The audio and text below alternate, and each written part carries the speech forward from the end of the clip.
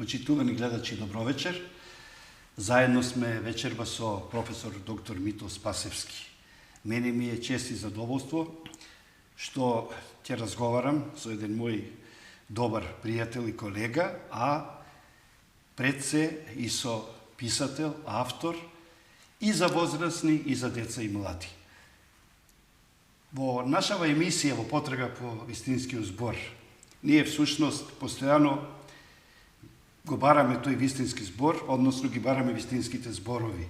Па верувам дека и вие, професоре, кога бевте дете, а родени сте 1952 година во село Мраморец, Дебарца, и тогаш и таму ги баравте и ги учевте вистинските зборови. Па иде малку да се навратиме, да се подсетите на вашето детство, на вашата младост.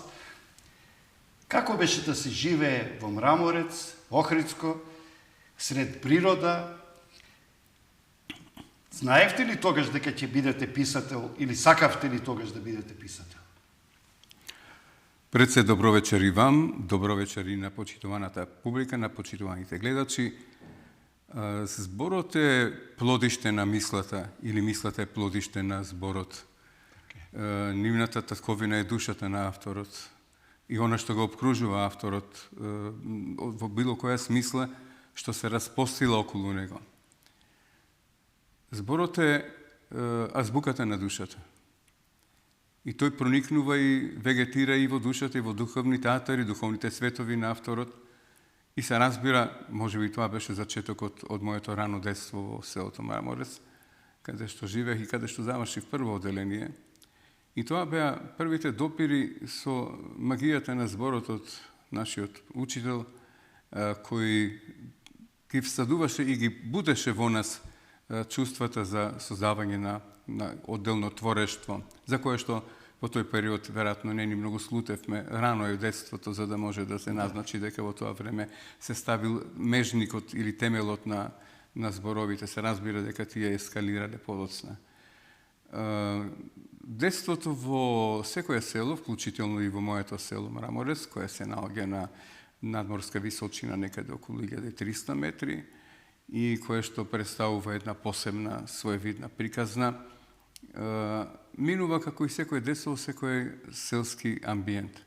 Но со оглед тоа што ние сме како село поиздвоени, најпланинското Охридско село, во чија обкружба обстојуваат бројни други села, меѓутоа селото како да функционираше само по себе, само за себе.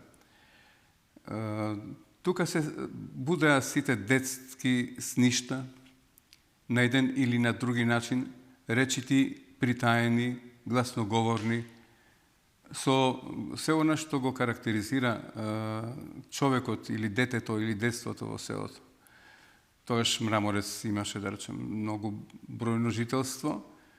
Некои податоци говорат дека пред да настане миграцијата 50-тите години селото имало некаде околу 900 жители и село кое што само по себе представува еден своевиден вруток, село кое што има бликотни води, некаде околу 30 на извори, 6 ковачници, 20 или 25 воденици и така натаму. Значи, еден посебен амбиент, каде што детствувањето го носеше белегот на живеачката во селото. Село кое што знаеше на есен или кога ќе доаѓа зимата да се забарикадира во големи зими и да живее и детството да живее со зимата така како што е нели во рамките на поларните сновиденија и избиднувања што се случуваат.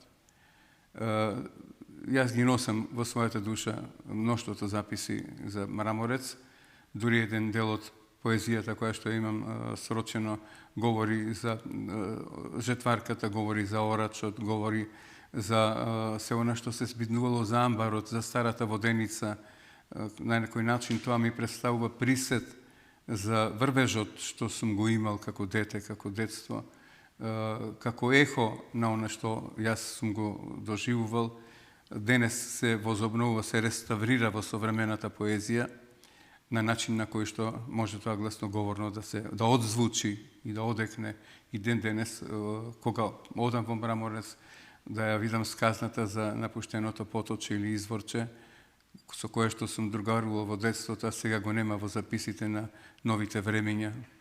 И тоа е во некој длабок планински сон, без водарки, без жетварки, без жнеачи, без косачи, но сите тука присутни во душата на авторот и на детството кое што го минували и другите мои соселани. Професоре, убаво го опишавте тој рурален амбиент. Посебно ми се допадна кога рековте дека паѓале големи снегови, намети од снег, како кадели волна, се пластеле на куќите, на плевните, во дворовите, во полето, сред нивите. Но вие го заменувате руралниот амбиент и се преселувате во Кичево. Па ајде малку околу таа ваша преселба и вашиот нов животен ареал, нов животен простор и вашиот нов дом во Кичево, бидејќи подоцна вие во Кичево работите по дипломирањето во Скопје, работите и како професор во Кичево, но и како новинар и директор на Радио Кичево.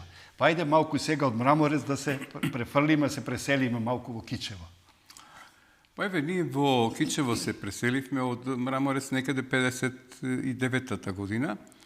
И тоа беше еден процес кој ни малку не го слутевме, но беше во очекување да се случи. Нели? Татко ми како пекар работеше во Житолукс во Скопје. Неговите интенции беа што поблиску да се врати до Мраморец или во близина на Мраморец. Нашите магепстани нишани беа сврдени кон Охрид,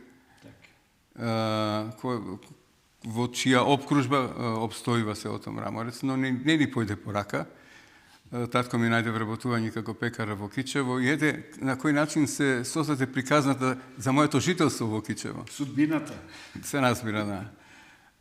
Еве, носам да речам вака, приспомнување некои анегдотички од моето доаѓање во Кичево. Второ деление веќе започна со учењето, со школството. Јас ги носев како вскаени во мене карактеристиките на охридскиот јазичен дијалект, особено на Дебарца, на Горна Дебарца, со сите призвуци што се карактеристични и еден период во второ деление, првото полугодие, второто полугодие имав известни искушенија, бидејќи комуницирав претежно со нагласена Ти по охридска, ти по кичевска. По охридска лоза и веднаш знаја од каде кој говори, што говори, нели?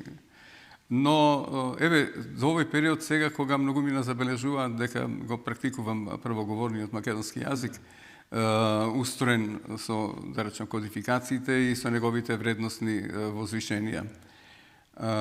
Период поминавме во Кичево, подолг период, еве, вие навестивте дека еден период по дипломирањето во Скопје се вратив, работев, да речем, на повеќе работни места како професор, работев како новинар, како директор на Радио Кичево, на културно-образовните институции.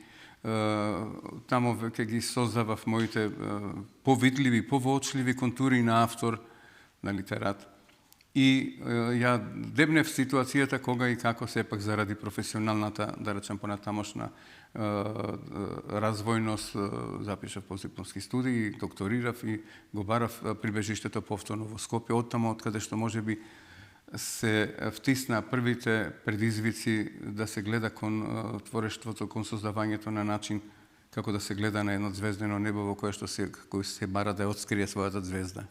Го спомнавме вашето дипломирање во Скопје на Филолошкиот факултет. Сакам малку да проговорите и за тој период, бидејќи периодот на студирањето на сите студенти, а сигурно и вам лично, би бил полн со предизвици во смисла нови контакти, универзитетски професори, колеги, денеска познати писатели, новинари и слично. Па сакам малку да се навратите на тој период кога бевте студент во Скопје, зошто токму го избравте Филолошкиот факултет, кој што подоцна вие темел и завештание и судбина цел живот. Па сега, го срочивте она што може би представува мегданот на моето, да речем, свртување кон овој факултет. Јас уште во средно образование бев на некој начин диспониран и моите професори знаеа дека мојата иднина образовна ќе ја барам може би и на други некои дестинации, но претежно беше тоа филолошкиот факултет, особено македонскиот јазик, македонската и тогаш јужнословенската литература, како што беше устроен, да речем, тој систем.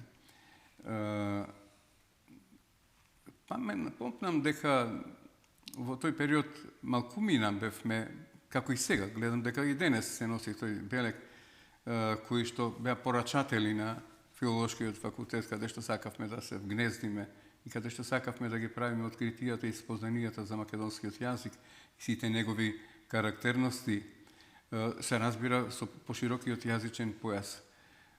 Тоа беше можност за свртување и видување со повеќе колеги кои што веќе тука претходно беа и кои што останаа на филолошкиот факултет. Со литературни дружини, литературни клубови, еве помнам овие денови бев на една промоција, така што се присетивме и за литературниот клуб Бигори, покрај Мугри, кои што беа своевидни универзитети и училишта, ковачници, каде што се распостилаше уметноста на зборот и се разгрануваше со сите негови собитија. Така што и тогашните студии, еве и денес со особена почит си приспомнуваме и подспомнуваме за тие времења, тогашни времења, вклучително за сите наши професори кои што... Кои професори беа ваши професори? Значи професори на професорот. Неколку спомнете, не морате сите. Па добро, секако, да. Еве великанот и големиот темелник, професорот Блажи Конески. Да. Една моја, да речам, важна колечка вели, многу ми е драго професоре што со вас соработувам, зашто сте вие ученик на нашиот заеднички учител. Да. Професорката Вера Антич, професорот Томе Саздов, неизоставно, професорот Божидар Видоевски, Кирил Пенушлиски и редица други кои што во тоа време беа, професор Гане Тодоровски, да речам, кои што во тоа време се всадуваа, некоја друга полетност имаше, некои други внатрешни поттикнувачки енергии да се сака студијата, да се учи, да се проширува хоризонтот. Имаше професори и идеали. Идеал беа дел и од овие професори и писатели, но идеал беше и самиот јазик, македонскиот јазик, македонскиот говор, македонското писмо. Сакам да ми приспомнете, да кажете и неколку ваши колеги, студенти, денеска познати сигурно, како што реков, писатели, новинари. Кои беа ваши врсници во тоа време со кои што студиравте, членувавте во литературните клубови? Воопшто, да речем, го живеевте тој младешки литературен живот? Па еве, од мојата генерација, факултетска генерација, професорот Људмир Спасов. Генерација пред мене беше професорот Дрвошанов. Васил Дрвошанов. Да, кој, да речем, исто така беше во тоа обкружение. Од литературните создавачи ги имавме повеќе кои што, да речем, и во литературниот клуб функционира, но и функциониравме и во рамките на факултетот за нашите, да речем, матични студии на филолошкиот факултет. Да не направам некоја, да речем, подвојување и апострофирање, ќе се воздржам. Се повеќе, да. Се повеќе, да. Во оваа пригода навистина е неможно да се апострофира сите. Но сакам да кажам дека не само, да речем, филолошкиот факултет, не само литературните клубови, но наш своевиден, не суден, туку со аманет, со тестамент, универзитет новинарски беше студентски збор и млад борец се разбира, но студентски збор, каде што и поминавме и заеднички соработувавме, каде што навистина помина една плејада уредници, новинари, денес знаменити личности во македонската културолошка мисла. Како што се вика една ваша поетска книга Врутоци, студентски збор беше вистински вруток на новинарски и на писателски Апсолутно, кадри. апсолутно, да. Таму се започнуваше. Апсолутно, да. И мислам дека Таму се отвораа вратите. студентски збор одигра епохална улога во втемелување развојот и распластувањето на македонското новинарство. И да подсетам сега, бидејќи вие сега ме подсетивте, вие бевте уредник на рубриката средношколска во студентски збор. Значи, студентски збор ги подготвуваше средношколците за идни академски граѓани и студенти. И вие бевте уредникот на таа рубрика. Да. Еве, да кажам сега некои од имиња што тогаш што работува, нели? Да. Еве, вие како мој почитуван колега, во таа смисла, покојен сега Владе Поповски беше тука, Гоце Ристевски во еден период, да речам, Симон Илиевски. Така. Илија Чашуле. И други. Лилјана Деријан, Јордан Плевнеш и други. Ајде вака да го срочам и следното прашање, а тоа е поврзано со вашето доаѓање во Скопје, сега не веќе да студирате, да дипломирате, туку да се вработите. Доаѓате да се вработите на педагошкиот факултет во Скопје. Тогаш се викаше Педагошка академија. Да. Така. Како се случи тоа? Тоа беше голема отскочна штица за вас, бидејќи вие всушност го остваривте вашиот дамнешен животен сон зашто станавте универзитетски професор. Тоа е навистина голема привилегија, голема и среќа, голем благодет, големо задоволство. Ајде малку за педагошкиот факултет, за вашето работење таму, бидејќи вие таму и се пензиониравте. Да. Педагошкиот факултет беше голем предизвик, всушност и за секого, вклучително и за мене, нели? По докторирањето се отвори просторот каде сега. Да. Во Кичево, како што често пати мои помала пријатели, колеги, средина, помала средина, немаше такви образовни институции. Еден мој соговорник во една пригода вели, па сега низок е плафонот, бидејќи докторатот треба да се валоризира некаде. Во некоја институција која што соодветна, маркантна и која што ескалира, да речем, во своите развојни текови во нагорна амплитуда. Ете, така се насочив околу, да речем, областа на педагошкиот факултет и неговата функција како воспитно-образовна едукативна институција со долго историско развојно мени, бидејќи тука се втемелува и првото македонско учителство, односно едукација за учителство во Ањето. Јас се определив за литературата за деца, но и уште еден предмет во почетокот беше делот на развојот на мечениот јазик, методика и развој на културата на говорот, бидејќи предавав и во Деленски и во предучилишна. Така што тоа беше главното, тука го фрлив сидрото. И од тука се разжаруваше моето чувство и мојата посветеност, припадност на овие два предмети. Подоцна се размножија, се активира и одделот за библиотекарство, каде што јас реализирав настава за македонска и светска книжевност, народна и современа и некои други активности во тој дел. Во основа, значи, тамо беше огништето кое што се разжаруваше. За мене факултетот, педагошкиот факултет е една исклучително значајна институција, каде што сега, често пати кога говориме, знаеме да се присетиме, голем број на великани, денес во нивната биографија гледаме дека од елитата на македонското писателство завршиле во тоа време учителска школа, виша учителска школа, педагошка академија и педагошки факултет. Институција која што навистина е хранилиште и која што денес доминантно македонското образование во оделенска настава и предучилишните, да речем, институции, градинките, се обслужува со кадри што завршиле на педагошкиот факултет. Убаво што проговоривте за педагошкиот факултет. Јас сакам уште малку да се задржиме, бидејќи вие во тие 30 години, значи 3 децении и повеќе, професорување на педагошкиот факултет, навистина имавте поголем број предмети од областа на книжевноста, јазикот и говорот.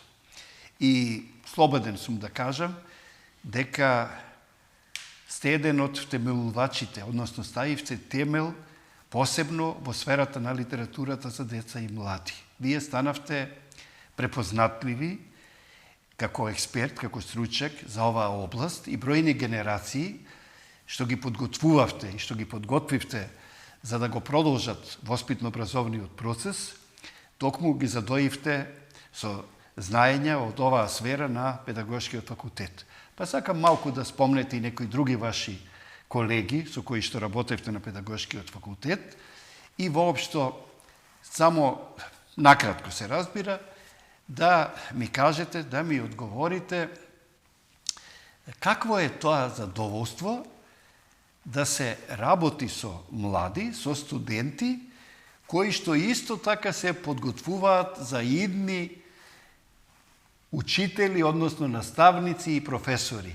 На еден одреден начин, вие цело време сте во тој круг, во образовниот процес и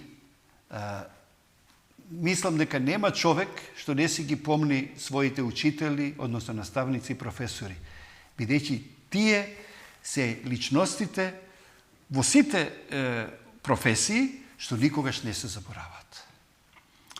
Па добро, еве, навистина е спецификум да се стават во еден регистер, во ваков временски интервал, многу имиња, а при тоа да се води сметка да не се подвои некој име. Заборави. Но јас си кажам дека моето влегување на факултет беше во времето кога факултетот го презеде професор доктор Никола Петров, како основач. Така. Кој го подигна кредибилитетот и релевантноста на факултетот од виша во висока образовна институција како педагошки факултет. Го затекна професорот Славко Здравковски во тоа време, зборувам за колегите, бидејќи на факултетот се интердисциплинарни студии, има и од областа на филозофскиот факултет, на филолошкиот факултет, на други факултети, но еве ќе апострофирам некои од имињата: професорот Славко Здравковски, професорката Благица Петковска во тоа време, професорот Дрвошанов, професорката Билјана Маленко, професорката Елизабета Бандиловска, која во теков е во и беше асистент. Да, беше асистент, како што е една ревност на, да речам, денес во бројните поводи и пригоди, научни конференции, всушност проекти. Посебно поврзани со јазикот, така? Поврзани, да, апсолутно, чиј апостроф е македонскиот јазик, раното учење на мајчиниот јазик, културата на говорот, расплодиштата на македонскиот јазик. А сигурно, професоре, покрај ваши колеги професори, има и студенти на кои што вие сте им биле професора, сега па тие се професори. Нели? Па, голем број. Голем број ги има, бидејќи педагошкиот факултет, како и сите други факултети, јас зборувам за педагошкиот факултет, беше некој вид на расплоден, би рекол, приплодник. Тука се, да речем, создаваше кадар, еден расадник на кадри. Денес, кога се случува да сме во некои, да речем, активности во училишта со активните професори, ги пресретнуваме учителките како ете така како што јас велам дека сум учел кај Конески, тие велат наш учител е професор Спасевски. Делува тоа, да речем вака, ја храни душата, ги храни, да речем, спознанијата за времето и врвежот кога се започнало, бидејќи сепак педагошки факултет е назначена институција и ден денес, и таа е големиот, би рекол, еве како што тоа веќе еднаш го реков, расплодник на кадрите, сготвена за, да речем, понатамошните пловидби во воспитанието и образованието, и педагошкиот факултет се подигнал на едно ниво од особено значење за регионот, со оглед на тоа што ние ги вкрстивме формите на соработка со педагошки и учителски факултети. Да, и надвор од Македонија. Во тој контекст, сакам да кажам дека навистина педагошкиот факултет во Скопје е една сериозна високообразовна институција, стручна и научна, каде што, како што спомнавте пред малку, се подготвуваат идни наставници, педагози, но и библиотекари, бидејќи таму е и студиумот по библиотекарство. Но ношне битно е што педагошкиот факултет од Скопје некако застана рамо до рамо и со екс-југословенските педагошки факултети, па би рекол пошироко и балканските. Вие сте еден од основачите, а подоцна и подпредседател на Балканската асоциација на педагошките факултети. Навистина, убаво што и Македонија фати приклучок со сродните факултети од соседството, бидејќи не може да биде учител, наставник, професор, човек, односно личност, што не е методичар, што не знае да организира час предавање. Па кажете ми нешто повеќе за вашите искуства на овој план. Значи, за комуникацијата и соработката со сродните факултети од странство и самата педагошка работа денес. Зашто денеска нели има многу технички реквизити, помагала, програми, системи, методи и слично. Но, сепак, мислам дека главниот систем, главниот метод е во главата и личноста треба да е створена, да е создадена за да биде професор, да биде едукатор, да биде педагог. И тука не помагаат помагала, туку помага неговото знаење, неговата едукација. Па еве, го препознавам, да речем, пристапот како да носи две прашања. Да. Првото за нашата Јужноевропска асоциација на педагошки и учителски факултети. Ние, навистина, со прераснувањето во педагошки факултет, ни се отворија видиците и можностите и се разбира со кредибилитетот што целокупниот персонал на педагошкиот факултет го создавал. Не само издвоени, тука се и почитуваните колеги од педагошките области, тука е, да речем, стручниот соработнички потенцијал, па и купниот персонал на педагошкиот факултет жилаво впрегнат во развојните текови бил. На еден или на други начин ние се сретнувавме со колегите од поранишниот југ простор и со други, ние имавме, да речем, заеднички средби и со, да речем, колегите од Балканскиот простор, бевме на заеднички конференции со колеги од Врање, од Сомбор. Од Сомбор, бевме од Белград, Јагодина. Ужит, да речем, од Ужит.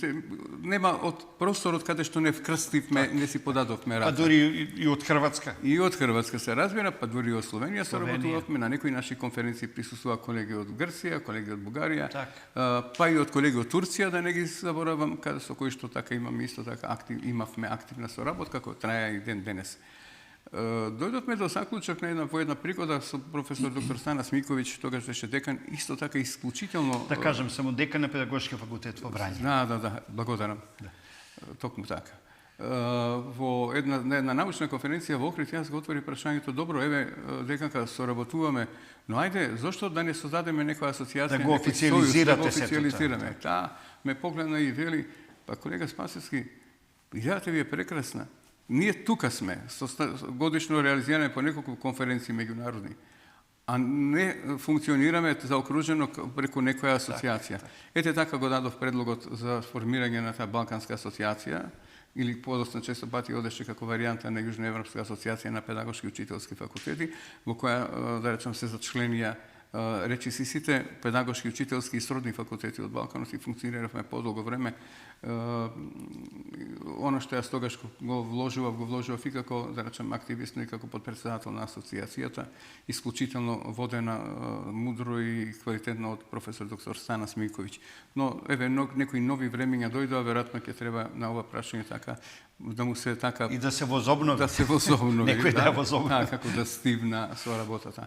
И сега, она што беше второто прашање во смисла на педагошката димензија и педагошките раскривки, нови се и други се времењата кога бевме ние студенти, други се времењата кога ние подготувавме студенти, други се времењата кога студентите што ние сме ги подготуваат своите ученици. Времето е, да речем, во една исклучителна брза развојна нагорна линија, се разгранува и распостила во различни области, и педагошката мисла, и социјалните мрежи, и влијанието на социјалните мрежи врз моделирање и профилирање на воспитно-образовната работа, така што да вистина воспитувачот, учителот, професорот, наставникот се пред сложена предсложен предизвик од современите тенденции на новите, да речам, развојни текови воопшто секој општество, вклучително и нашето општество. Кога веќе говориме за искуствата и придобивките од странство и во странство, веднаш да кажам дека нема поголемо признание, поголема награда, отколку да ве ангажираат и во странство.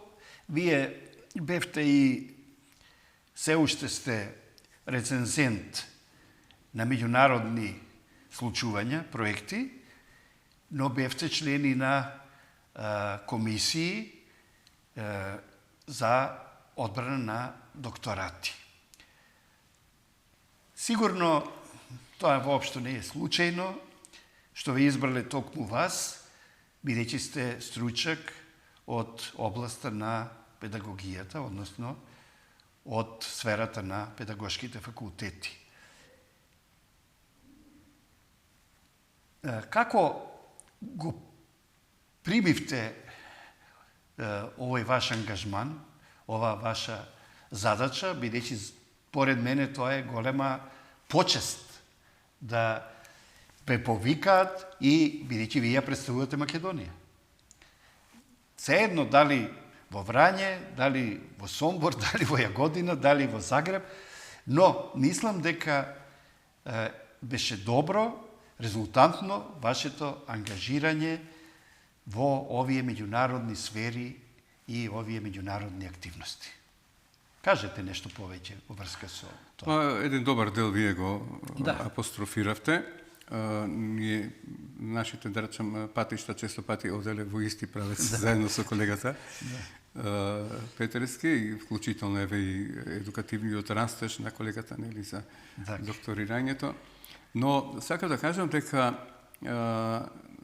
релевантноста често пати се следи, да речем, од меѓународните институции за учинокот на секој од нас како автор што може да го направи. И тие се пообјективни. Исклучително. Бидејќи не се оптоварени со лични релации. Која од соседните држави, кога добив покана да бидам рецензент на меѓународни проекти, анонимен рецензент, делува стимулативно, поттикнувачки и се разбира да речем, го поттикнува индивидуалниот пристап усетно да се посвети, да се подари се додека се може, се додека да речем се функционира. И во однос на тој дел, во однос на вклученоста во заеднички проекти, бројни проекти, во однос на уредувачки тимови, рецензентски тимови со соседните држави, каде што заеднички сме функционирале. Секојаш сме биле на браникот на она што може како тимови да даде на нова научна мисла и да ја димензионира во рамките на потребите, побарувањата и растежот на развојните текови на секоја високообразовна институција. Еден ден, како и сите, така и јас, кога ќе се обзрните на назад, ќе забележите едно големо, да речем, развојно ткиво, плодиште на 130-40 трудови научни, на 30 на публикации. Токму за тоа сакав сега да ве прашам. Па еве, сакав тоа да кажам дека универзитетскиот професор, било кој, па и вие лично, истовремено е и професор, педагог, но тој е и стручак и научник. Вие сте постојано активни на тој план. Учествувате и присуствувате на бројни научни конференции, собири, со ваши соопштенија, трудови, текстови, од една страна. А од друга страна, вие не само што партиципирате во науката, вие тоа и го материализирате подоцна преку вашите конкретни трудови, односно книги. Така, еден од вашите понови трудови е литературни констелации, ретроспективна вертикала. Едно ново, дополнето ваше издание. Но вие донесовте само неколку изданија, тука не можевте да ги донесете, се разбира, сите. Исто така, вашата книга воспитно, образовни и методски аспекти на културата на говорот. Посебно да кажам дека културата на говорот е можне битна проблематика и добро е што во поново време се инсистира што повеќе на правилниот говор и креативното изразување. Но тука е и вашата книга, вашиот труд, Народно творештво за деца, разглоби и синтези. Ова се само дел од вашите сручни научни трудови. Јас сакам малку повеќе да проговорите за вас како научник и стручак и за вашите научни трудови. А подоцна ќе проговориме и за вас како литературен творец, како писател. Повелете. Да, благодарам.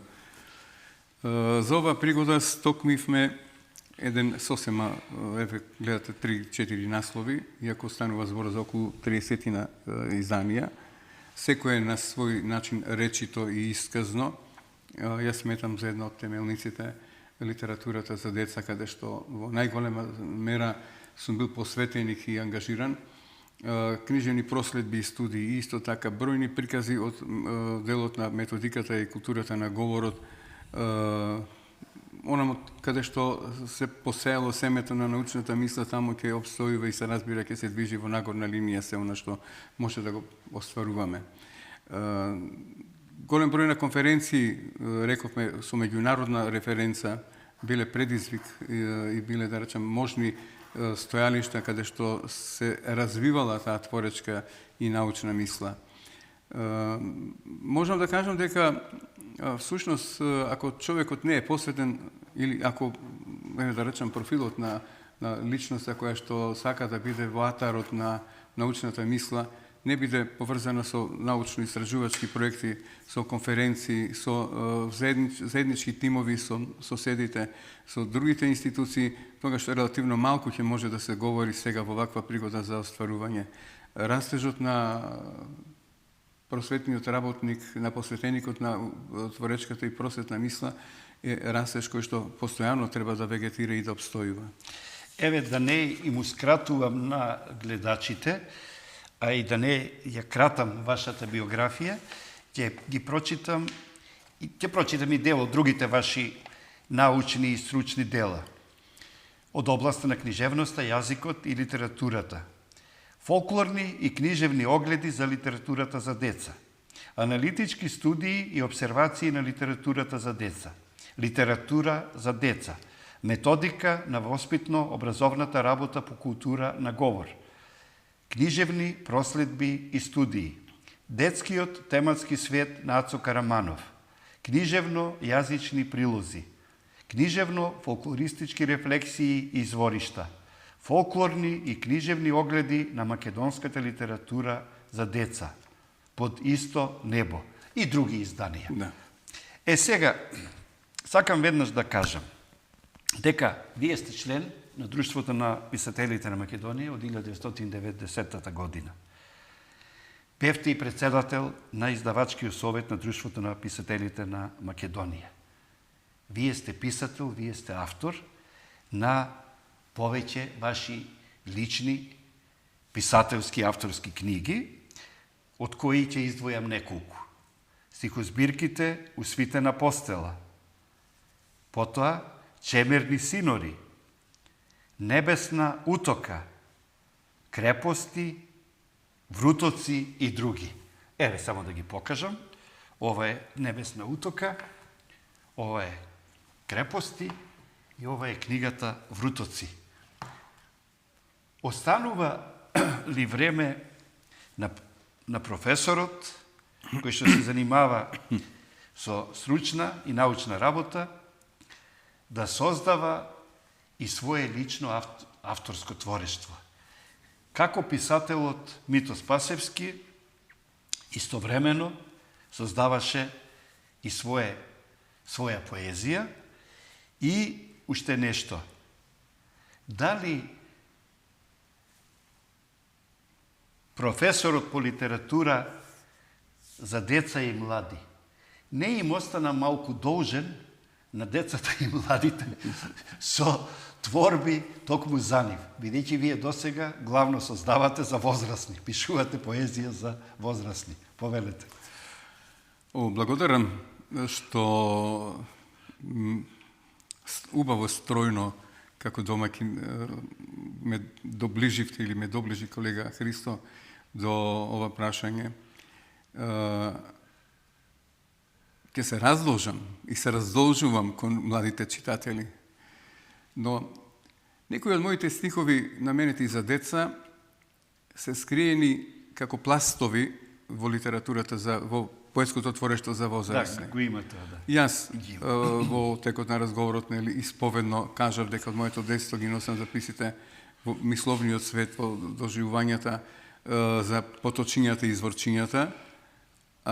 И тие да речам стихови го раскриваат мојот спомен за детството. Говорам за сеничката која катаден доаѓа на изворчето да се наслади со планинската вода. Пак говорам за тоа. Говорам за птиците и нивните гнезда, како сум ги доживал во детството, пак е во тој дел. Така што не дека тоа е се што. Еве во овој период работам на некои наслови кои што се од делот и на творештвото, условно на творештвото за деца. Зашто... Иако можеби не треба да се дели литературата. Токму така. За возрастни и литература за деца и млади. Таа е една литература. Минал авторот ги минал развојните фази на детството. Секој од нас го носи детството како скриен, да речем, аманет и тестамент од неговото вистинско детство, речито, неречито. Тоа се, да речем, скришни, здиплени, емотивни доживувања, сензибилни, емоционални, кога ќе се чита стихот, секој бара меѓу редови да го види огледалцето на своето детство. Так. И еве, инаку точно е дека еден период сум бил поголем посветеник на литературата за возрасти, вклучително и на прозата, за која што еве на некој начин тегобно не сум се доискажал, иако првите, да речем, признанија, наградни признанија ги имав допиено за прозата, за расказите, кратката расказ, нели, и за други некои остварувања. Но се видувам, да речем, во тој творечки багаж, културолошки багаж, да ги здружам и научната мисла, научните публикации, меѓународните конференции, студиумите на кои што така сум ангажиран и во, да речем, во процес на активности за, да речем, студиите од докторски вид и така натаму.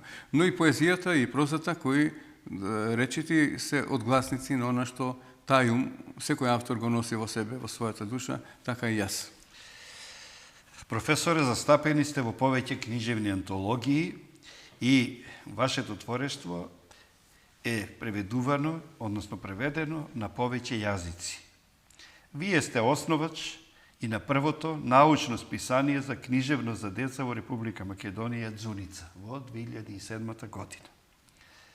Добитник сте на меѓународната награда Ана Франк, но и на повеќе други награди и признанија за остварување во науката, образованието и литературата. Токму неодамна, односно деновиве, ја добивте и наградата Големиот принц за потврдени, осведочени вредности во сферата, односно на планот на литературата за деца и млади. Минатогодишен добитник на таа награда беше Горијан Петревски, а годинава вие сте добитникот на таа награда.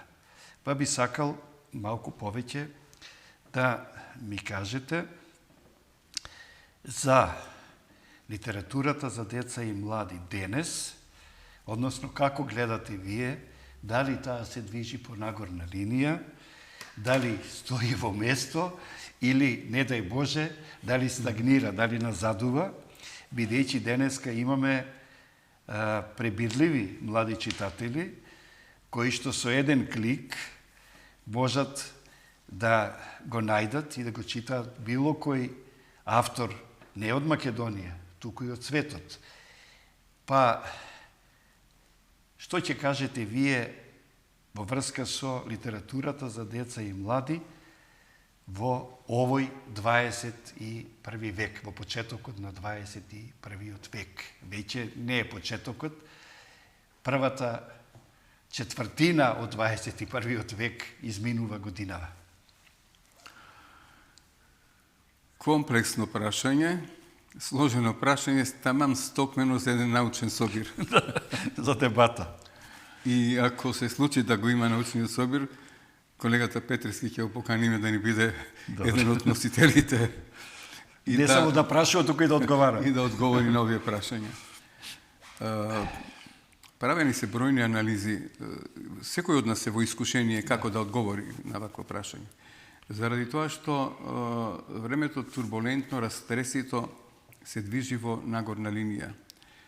Бројни процеси, спомнав во еден контекст пред малку, нели, за влијанието на социјалните мрежи и литературата за деца, медиумите и литературата за деца, современите предизвици, новата димензија на воспитната функција на литературата за деца, бидејќи некогаш говоревме дека литературата за деца пред се во своите пазуви го има здиплено уметничкиот, да речам, уметничкиот збор и заветно сака да го исполни тоа како уметност, нескротлива уметност. А од друга страна, во некои, да речем, подзасолнети појаси на литературното творештво за деца се крие и воспитната функција. Колку таа денеска може да биде воспитна, кога толку многу медиумите го, да речем, запоседна творечки просторот, посветено и така натаму. Ние се сеќаваме сега за литературата за деца, некои литературни обсторувања уште од нивната функција од Бушава азбука, нели, на кои што бевме целна група во тоа време и децата што ги воспитуваме.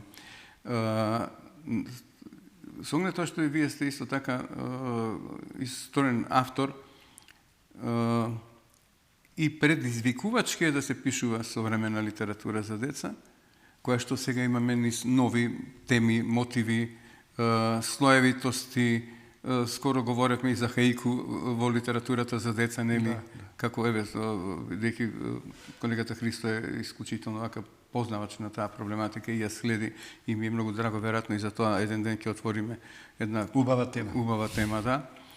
Така што јас литературата за деца ја сметам за една голема плодна нива која што треба допрва да се ора. Се уште недоволно изорана. Се уште, која треба допрва да се ора, се уште недоволно изорана. Но грижливо треба да се води сметка да не се скрнави уметноста на зборот, ниту темите, ниту мотивите. Морам да забележам дека, колку што така аналитички го следам тоа, понапати во литературното творештво за деца, во кој што сега во еден период се жалевме немаме автори, но сега гледам дека бројни автори се објавуваат, да речем, се прогласуваат дека објавиле литературно дело од творештвото за деца, и јас ги упатам искрените честитки, но и пораката грижелјубиво да се води сметка за се што ќе се смести во корисите на едно литературно дело за деца. Уметничко да, воспитно да, но тоа мора да биде на едно исцелително рамниште во кое што ќе има, да речем, вредности.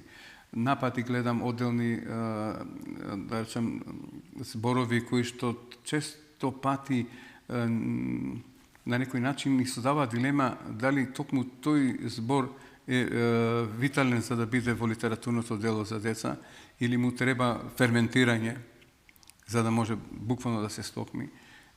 Каде ќе биде возвикот на воспитанието, каде ќе биде возвикот на уметноста на зборот, нели? Така што литературата за деца била и останува, немам намера сега во оваа пригода да зборуваме за познатите светски теоретичари како ја дефинираат. Тоа им е познато на оние кои што така и се, да речем, посветеници на литературното творештво за деца.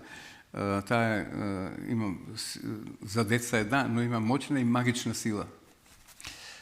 Професоре, долги години, јас би рекол слободно децении, кај нас се правеше една голема грешка, па литературата за деца се нарекуваше детска.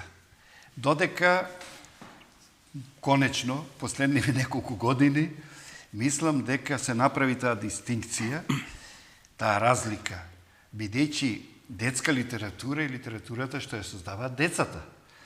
Возрастните не создаваат детска литература, тие создаваат литература за деца, значи за деца и млади. Кога ова го кажувам, сакам да се надополнам на вашиот одговор и само да кажам неколку констатации. Дека литературата за деца и млади, за жал, кај нас, не е доволно креативна, иновативна, распеана, игрива, духовита во однос на она што имаме можност да го следиме, да го прочитаме од соседството и од странство. Има толку прекрасни книги и мене ми е многу драго што дел од нив влегоа во литературата од странски автори. Бидејќи не е доволно само да се каже дека имаме творби рурални за селото или урбани. Има толку нијанси, толку нивоа, како што и самите пред малку рековте, толку теми, кои што воопшто не се опфатени од страна на македонските писатели кои што создаваат за деца и млади. Но ова е голема тема, како што рековте и самите, широка тема, и јас само би сакал да потенцирате, да кажете кои се тие писатели. Знам дека е ова тешко, неблагородно е, меѓутоа писатели кои што вие со задоволство ги предававте, не мора да се од македонски, може да се и светски, европски, балкански, и екс-југословенски, и кои се тие автори кои што ви даваат надеж дека и во Македонија се создава сериозна, добра литература за деца и млади, за постојано да не кукаме и да не лекаме и да не констатираме дека немаме ние литература за деца и млади на рамниште, односно на ниво на балканските, европските и светските писатели. Ајде, во одбрана на... Добро, ќе бидам обзирлив и внимателен и при овој одговор, нели, заради комплексноста на прашањето, не би сакал да лоцирам моје поклонение кон одделни светски автори. Се знае, да речам, на читателската мапа кои се носечките имиња. Кај нас се прави пробивот за таа литература полека. Јас се надевам дека ќе биде во постојано зреење. Значи да бидеме оптимисти. Да бидеме оптимисти, се надевам.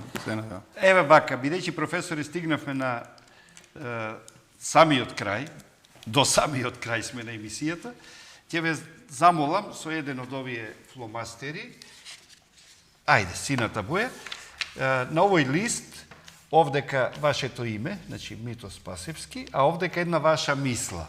Во ред?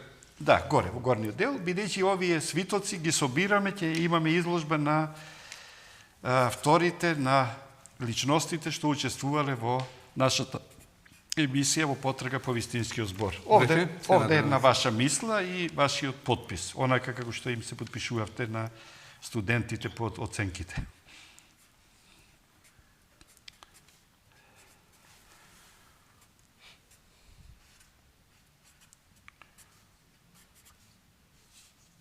Литературата е вечна река. Одлично. Навистина е вечна река. Вечно извира, вечно некаде се влева. Подпис, не? Да, и овде подпис. И вечно нешто носи. А тоа што го носи би требало да е знаење, радост, умни пораки и слично. Ви благодарам за учеството во нашата емисија и со рака сакам да ви честитам за се што имате досега направено и посебно сакам за нешто да ви честитам.